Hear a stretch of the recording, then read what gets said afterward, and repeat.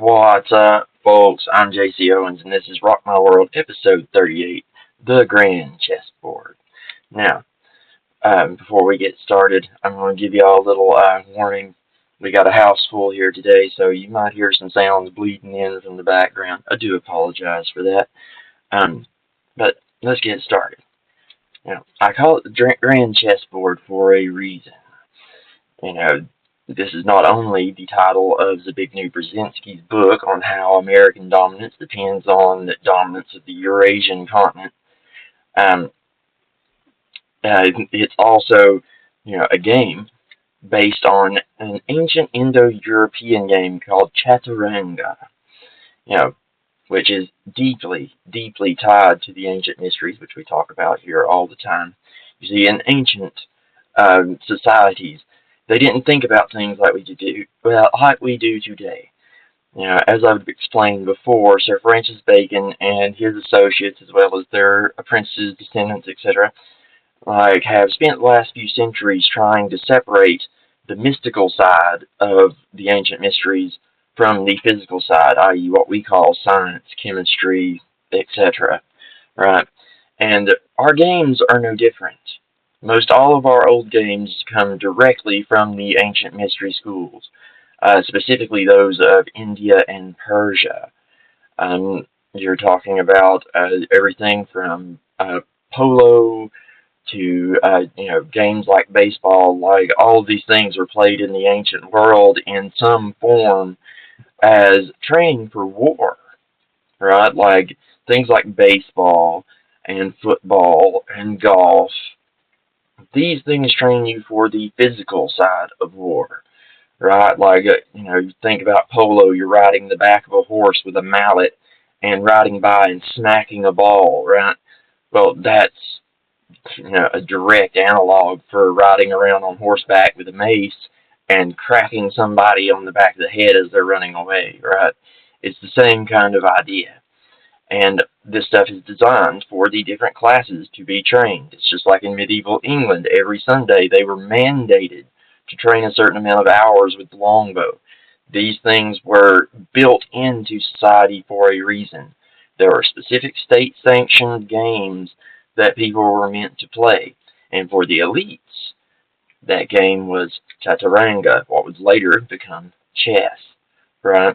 And this game, the reason that you have the two different colors, black and white, it represents, in chess's case, like in our modern world's case, it's going to be chaos and order.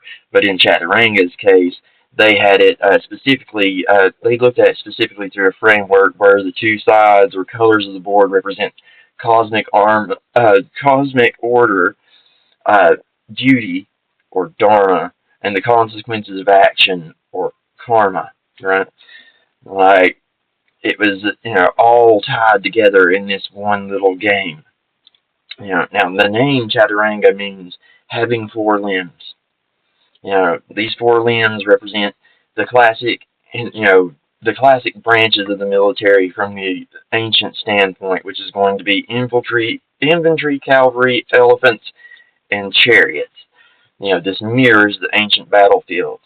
Hence why later on in our versions that were taken to Europe that evolved, like you're talking about knights, bishops, we have kings and queens. All these things were added later to mirror our battlefields at that time. And they still, work for mirroring our battlefields today. Now, it was played on an 8x8 board called the Ashtapada. This doubled as a sacred diagram for astronomical and ritualistic calculations, you see.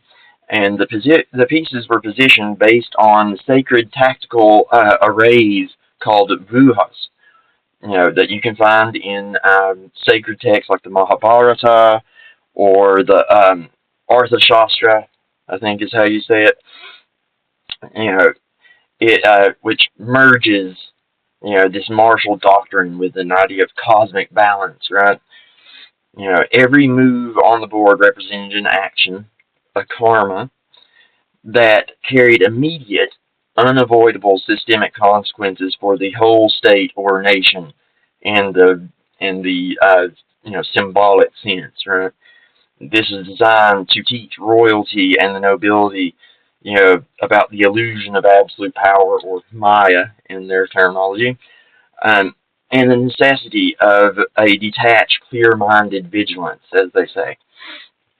It does this by integrating uh, these different concepts, like I was saying earlier, merging the martial doctrine with cosmic balance, as if were, and teaching the ruler that they will, absolutely incur consequences for the things that they do, that their rule is not absolute and forever, that it could easily be taken away from them at any time if they make the wrong decisions, right? And that's one of the reasons why the pieces have limited moves, right? Just like on the battlefield, you're going to have limited things that you can do. You can't just do whatever you want, right? Like, you're limited by the type of army you have, the battlefield terrain, type of weapons you have, what your enemy has, the weather. You're limited by all these things. So they built this into the game itself, in order to teach these young rulers how to rule, how to fight wars. And this brings me to why I've chosen this topic. You see, like, it is really super important that all of us learn to strategize like the elite, right? If we're ever going to beat them at their games, then we're going to have to learn how their games are played. I've spent my whole life fencing, playing chess, and things like that. I don't know if you all have, but I absolutely suggest that you do. Soon things are going to get much more difficult. The military R&D have already built one of the world's first autonomous drones. They're already, as I talked about in my last episode, they're already working on transhumanism for the military. Digital ID is already moving through. This new Thunder Hunter Killer drone thing is, it's scary. It's fully autonomous, and it can track you down. That's what it's built for. And I just saw a story this morning talking about how, Texas law enforcement just got these, spy-like vans from Israel's IDF and Unit 8200 that will allow them to, drive around and see, what's on your cell phone. Uh, you know, this mass capture scanning of cell phone signals. They've been using it forever. Way back from the days of like Promise software and like Pegasus. Right. This is the kind of stuff that Ghislaine Maxwell and her father were all tied up in. That ended up getting her father whacked, floating, face down in the ocean.